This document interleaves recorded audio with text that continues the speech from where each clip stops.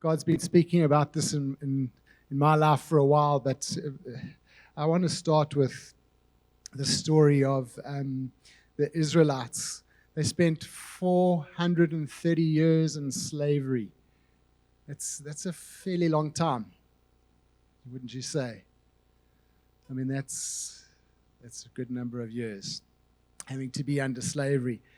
But before God releases them from slavery, he does this amazing thing. He tells the Israelites to go to the Egyptians and to ask them for gold and jewelry, which is crazy. The people that have been enslaving you for so many years, you go up to them and you say, hey, do you mind giving me your Bitcoin?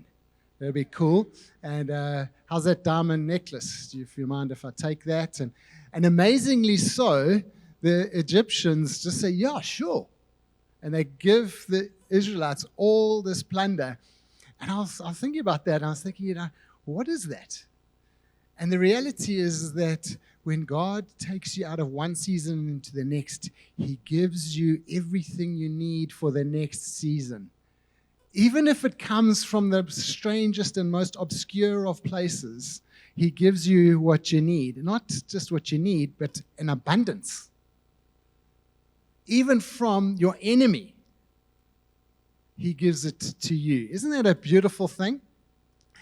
And we know the story when the Israelites, now they got all this plunder, and they're leaving Egypt, and they're running away from from Pharaoh, and along the way they discover that Pharaoh has changed his mind, and now he's sending out hundreds and hundreds of chariots and his best army to go and capture the Israelites back. And they come across the Red Sea, and for those of you who haven't heard the story, this is a little bit of the story now. And they come across the Red Sea, and they think they can't go back because they're going to get slaughtered, and they can't go forward because there's this barrier, the Red Sea. How are they going to cross the Red Sea? And amazingly, Moses gets the word from God, and he stretches out his hand over the water, and the sea parts. And the Israelites cross on dry land, and they go across. And I just love that story of freedom and God bringing people out of slavery and into a spacious place.